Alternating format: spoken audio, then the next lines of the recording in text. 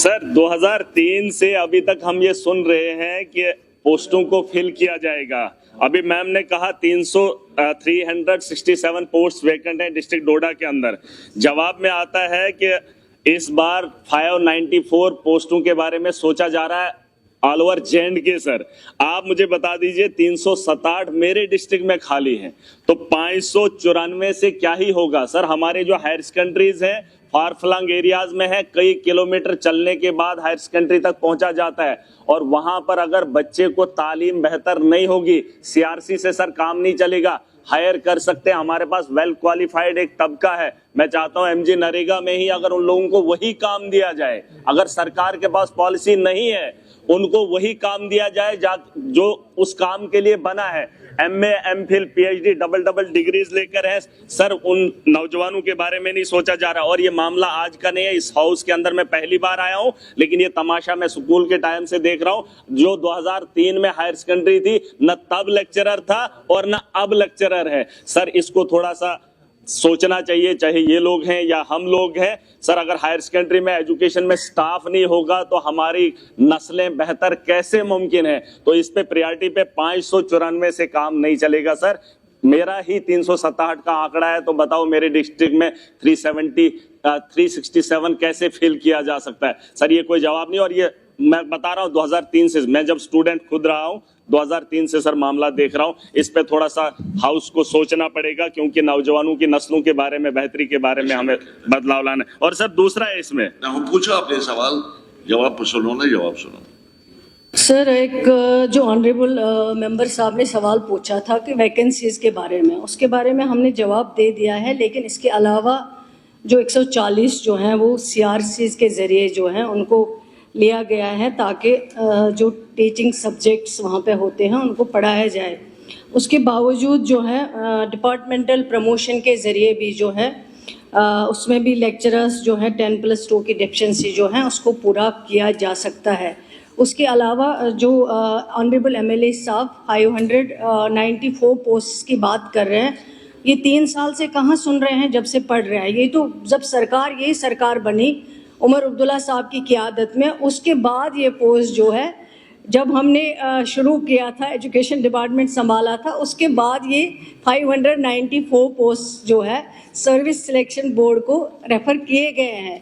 तो ये कह रहे हैं 3 साल से मैं यही सुन रहा हूँ। अगर ये डेट भी देखें जब ये ऑर्डर इशू किया गया, जब उन पोस्ट को रेफ़र किया गया है, वो बखूबी इनके पास होगा।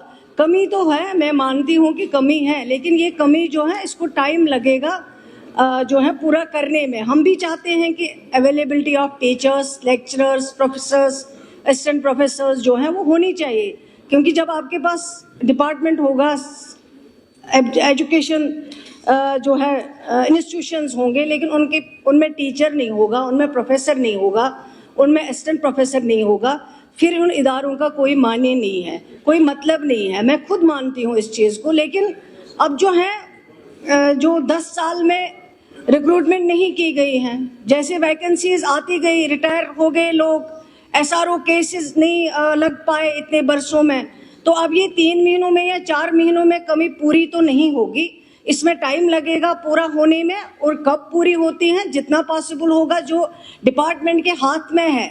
अवेलेबिलिटी ऑफ फंड्स को भी देखना है, जो डिपार्टमेंट कर सकता है, जो डिपार्टमेंट के हाथ में है वो करेंगे, लेकिन थोड़ा सा इनको भी पेशेंस रखना पड़ेगा कि रातों रात ये सिस्टम जो है उसको ठीक नहीं कर सकते हैं।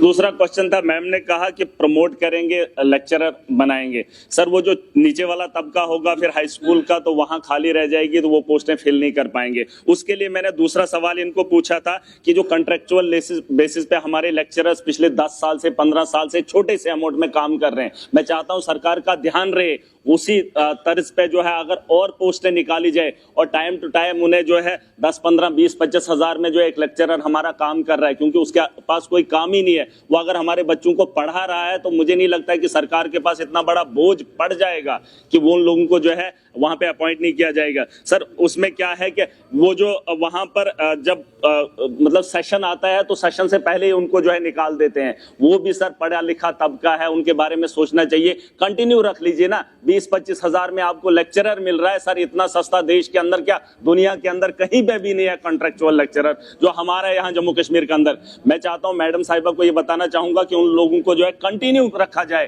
ताकि 15-15 साल से वो सर्व कर रहे हैं, वो पढ़ा रहे हैं हमारे बच्चों को सर। उनको नहीं, उनको आ गई आपकी बात, आ गई आपकी बात उन्होंने सुन ली।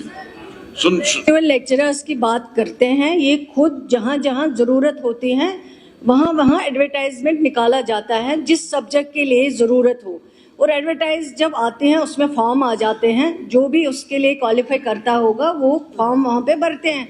फॉर्म भरने के बाद जो भी वहां पे कमेटी होती है, सिलेक्शन कमेटी, उनको जो भी लगता है उस एडवर्टाइजमेंट के दौरान उनको लिया जाता है उसमें।